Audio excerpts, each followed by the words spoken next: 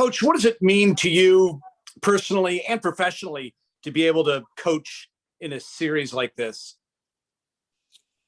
Well, it's I talked about it a little bit last week. It's just it's unlike any other game that you coach in. There's so much at stake. It's phenomenal to be a part of it. I mean, to me, it's football in its purest form. There's no bigger rivalry. I know our kids are going to play as hard as they can possibly play. I know Army's kids are going to do the same thing. We all know it comes down to who executes the most, but it's a fair fight. This game is, and I love it. Love preparing for it. This year is different than last. We've got 2 weeks to get ready. We really had for it last year, so that's good. It also gives me more time to chase ghosts and overthink things a little bit, probably. But we're certainly going to be prepared. I really love the way that our kids have been practicing. We're getting after it, and they're dialed in. And this is a big game for all of us. Really important to our players, obviously important to us. And so yeah, just humbled to be a part of it. But it really doesn't get any better than this. So excited about it. It's going to be a great challenge, but our kids are going to be ready. Was it a big part of the selling point for you coming to Navy to be a part of this game?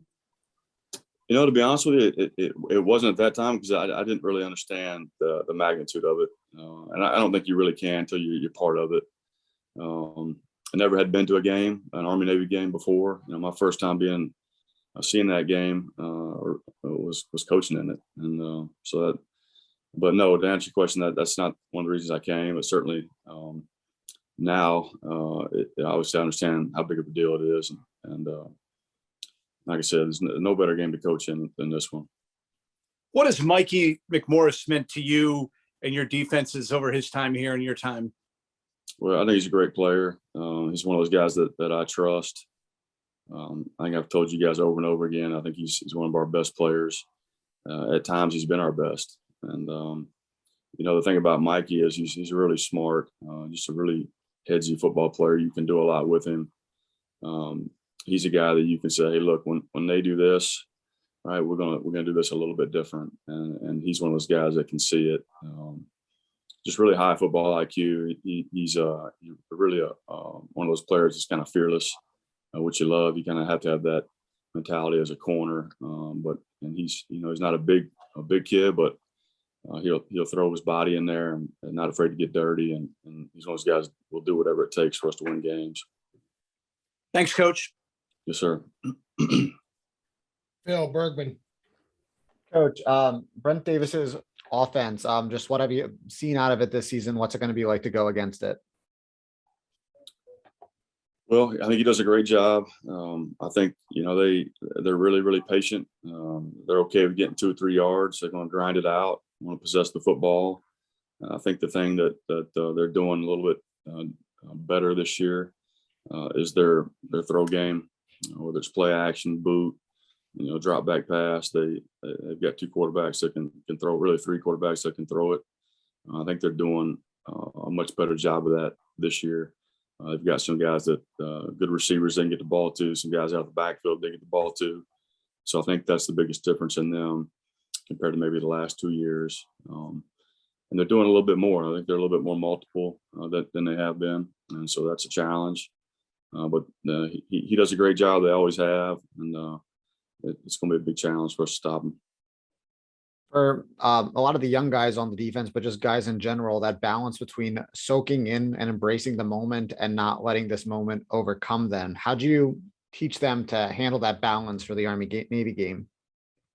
Yeah, we talk about it all the time, play with emotion, but don't let emotion play with you. And Coach Nehemiah does a great job of getting our guys prepared for the environment, a game like this. And we kind of gone with the, the breathe, focus, explode, right? Relax, do it again. Over and over and over again. And our guys know that, we're probably the last 2 years have played right in the mid 50s, snaps wise. There's not going to be a lot of opportunities. And so each play is a life of its own. And you got to move on to the next one, but it's all about how hard can you play that snap and how focused can you be on that snap, and then just keep doing it over and over again. Thank you. Bill Wagner. Hey, Coach, I wanted to talk to you a little bit about Army's offense, some specific players. I guess the two quarterbacks, I talked to Monken at the Army Navy press conference, and he's used both of them pretty much in every game, Anderson and Tahir. How are they different? And, does it matter which one's in the game? It does. They're both really good players. Both have the ability to run. I think when Anderson's in there, he gives them a little bit more in the passing game. But they're both plenty capable of throwing the football. That's for sure. Both tough, gritty players. Both make good decisions. So it will affect us a little bit, but we've got to be ready for both. It's not like when they put one of them in, they're only running the football, and then they put the other one in, they're only throwing it. I mean, they're still doing both. And they both got their strengths. But yeah, we've got to be ready for both of them. And it doesn't change our game plan a ton. It may change my thought process slightly when one guy's in there. And they've got two fullbacks that have total close to 800 yards. Jacoby Buchanan's 260 pounds, real load. You've seen him before. Anthony Adkins, he goes about 246, 250. They're kind of from like the Navy old school. This is how the Navy fullbacks used to look, always in the 240 range. Navy hadn't kind of been that way lately. What do you see out of those two fullbacks? Yeah, big tough football players, man. That's one thing we've done a pretty good job of against them the last 2 years is kind of controlling those B backs, not letting them get going. And so that's going to be a big challenge for us. And in order for us to win the game, we got to stop those guys. It all starts in their offense with the B back, and so we got to do a great job of stopping the run when they hand it off to those guys. And then what about the I don't know, they don't call them slots, but they're slots. But Terrell Robinson's their leading rusher, 582 yards. He's averaging 10 yards a carry. I imagine he's a breakaway threat. Robinson, 21. He is. I think he's a really, really good player. Not only is he a breakaway threat to get on the perimeter when they're pitching the ball, but they get him out of the backfield a lot on play action passes, things like that. They do a good job of getting him the right amount of touches during the game. And so we're always going to have to be aware of where he's at and be cognizant of that. But I think he's an outstanding A-back for them. Yeah, and lastly, it looks like you mentioned Robinson. He's their second leading receiver and averages almost 30 yards a catch. But right. their main guy is a wideout, 86, Alston. Is that another guy you got to make sure you're aware of where he is on the field because they may go to him downfield? Yeah, absolutely. I think he probably counts for half of their targets when they throw the football, and so we've always have to know where he's at. And he's a guy that they want to get one-on-ones with, and feel like he can go up and win a lot of those matchups. And he certainly has the ability to do that. He's a taller, longer receiver, has good hands, runs good routes. He's another really good one that we got to be aware of. And last for me, before I pass it off, I'm writing about Jaden Umbarger and what a threat he's been on the reverse for Navy. And it occurs to me that in this game, each team will attempt some sort of trick play and try to catch the other. It's so hard to move the ball that if you can get an explosive play off of a gadget play, you do it. But how do you handle that as a key? Like you said, chasing ghosts, you don't want to have your guys now watch out for the reverse. We got to stay back, watch for the reverse. And then they're not, being aggressive and pursuing, but at the same time, you don't want to get caught. Right. Yeah, it's tough because our kids are going to play so hard. And sometimes a trick play like that, a reverse, can kind of use your pursuit and your effort against you a little bit if your eyes aren't in the right place and guys aren't doing their job. But it just goes. It's the same thing defend the option, and everybody's got a job to do. You have to have your eyes in the right place. You have to be assignment sound, and you've always got somebody to account for a reverse and a boot and those kind of things. Those guys just got to make sure they're doing their job. Coach Niemot mentioned on his presser yesterday, I mean, obviously it was a better situation than last year when you had less than a week to prepare. I mean, you had to play Tulsa in a makeup game the Saturday before, which is not ideal. Do you feel a lot more comfortable with the way you've been able to prep your defensive players? Yes, certainly I do. I think last year, the difference this year is we've got a lot of younger guys playing in this game. Last year we had some veterans playing that had been in those games before. Played a lot of option football, and now we've got some guys that, although we go against our offense and have, in fall camp, things like that, you've got some freshmen that haven't played a lot of this kind of football. And so that's a concern. So it certainly is good to have 2 weeks to get those guys ready. Had this been last year with the same guys that were playing, it would have been a major concern for me. And it still is, but I tell you, I feel really good about where we're at and the way we practiced, and the way that those guys have grasped what we're doing. So it certainly helps to have 2 weeks. In the last year's game, we played Tulsa the week before. It was a really physical football team. So we had a really physical game against them. I had to turn around and play it against, the most physical game of the year for us. And so it's nice to have that week to recover a little bit and prepare. So certainly is an advantage.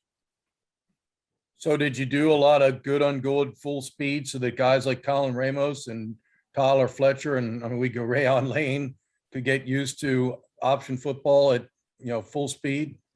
We have, yeah, that's just something that we've done every day. Got a little bit of that in, and our look teams do a great job. It's not quite the same when you go good on good, and so just get used to that speed of things. And so yeah, that's been really good for us.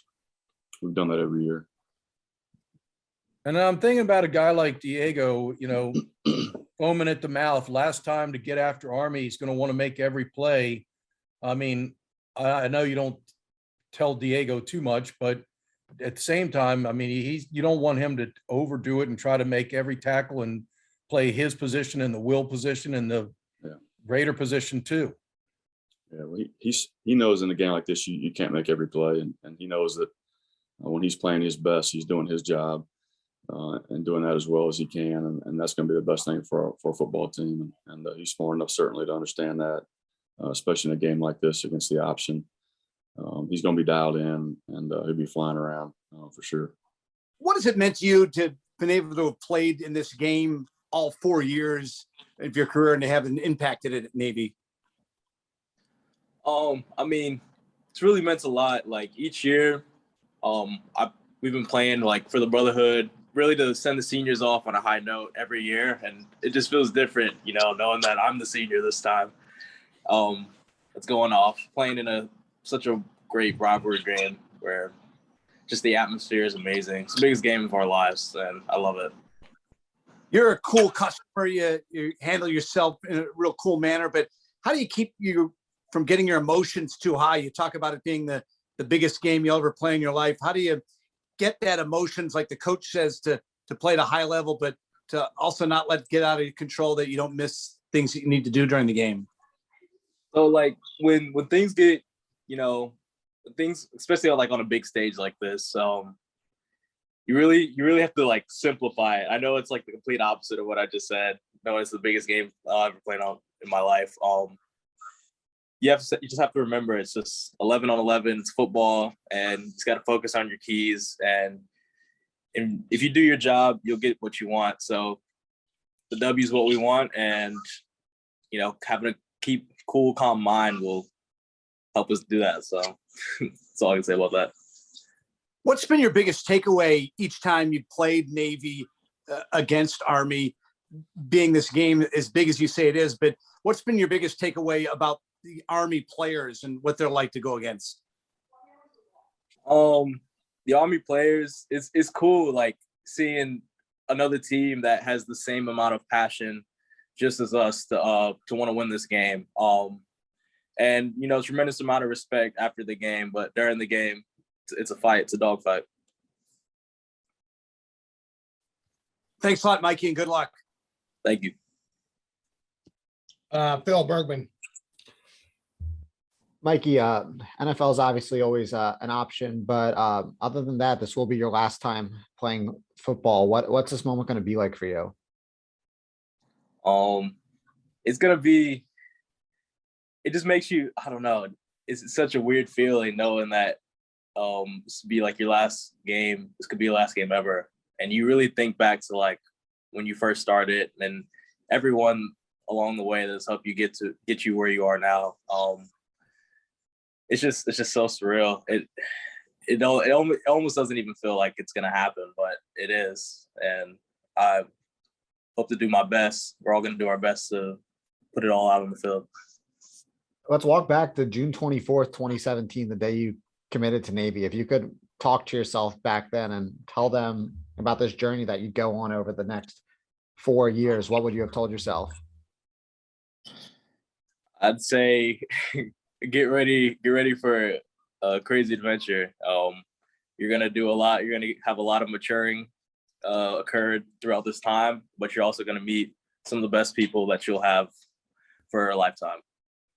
And lastly, from me, you were service assigned service warfare officer a few weeks ago. What was that moment like, and what are you excited about being a service warfare officer? Well, I've heard a lot about the service warfare community from past football players that are in it right now. And when I got it, I was excited because like you realize like all the hard work you put in, it's finally paying off. Reason why you came here, and it was very humbling to get that opportunity, get that moment. I don't know, it's just exciting. That's all I can say about that. Thank you. Wags. So Mikey, how is playing against Army different for a cornerback than what you do throughout the American Athletic Conference season, where you're covering NFL caliber wide receivers every week in and week out, and you're constantly chasing guys downfield? Now it's a little bit different mindset, isn't it? Yeah, I mean, I feel like for this game, it's always about the eyes. Your eyes will carry you to all your keys that you need to read, and really your job's just really simple. Once you get that job done, you'll have success defensively against the triple option. So we're gonna be, obviously it's heavy run game, and the few pass plays that will occur will be game-changing moments. So it's just really different, knowing that you only have a few chances, like as a DB, to stop the pass game, which will really change the weight of the game, I should say. But I don't know, you don't always get that many opportunities, obviously during this game, as you would normal conventional offense. Well, that's what Coach Newberry was saying, that the Army is throwing the ball effectively this season. When they do go to the air and take their shots, they've been connecting and making big plays. And this kid, Isaiah Alston, their wide receiver, is their go-to guy. He's the guy they target most of the time. I'm sure you're going to find yourself matched up on him. How do you make sure he doesn't, make a game-changing play? First, I got to get great communication, great eyes, getting run past keys, and really having knowledge of down and distance situation, his stance, his alignment, and that would help me, be in the best position I can to make a play for any DB that's on him. So that's about it. Something Coach Niamat was saying was that the finality of the game for this game for the seniors, even if in the years the Navy was playing in a bowl game, I mean, that was, an extra for fun. And Coach Niamat's always treated bowl games like, fun and not too much pressure. But for the seniors, Army Navy is the finality. It's kind of really officially marks the end of your collegiate career. Have you thought about all that, or is that too heavy to delve into? Really try not to focus on it. Because each week, we got to go 1-0, and especially this week, we want to send everybody off on a high note.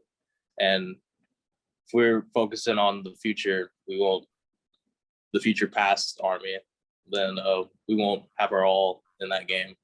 So we need to focus on that game, not worried about anything other than that. What do you do to try to help these young guys in the secondary, especially a plebe like Rayon Lane, who's playing his first Army Navy game? And I guess, Gibbons as well, as he's never played an Army Navy game. I mean, you're back there with some guys in the secondary that they could be wide-eyed. What can you do as a veteran guy, you and Jamal Glenn, to help these guys? Well, it all starts on the practice field, especially in the meeting room. we've been preaching, like, we know like it's a big game, but we're trying to simplify it and make it just what you need to focus on, just your job in between the lines. No, that's just a game at the end of the day. And just, trying to put them in that situation during practice. That's what coach is trying to do. And really like simulate like how it's going to be. Like we have the crowd noise going on during practice, loud, and it's really, I don't know.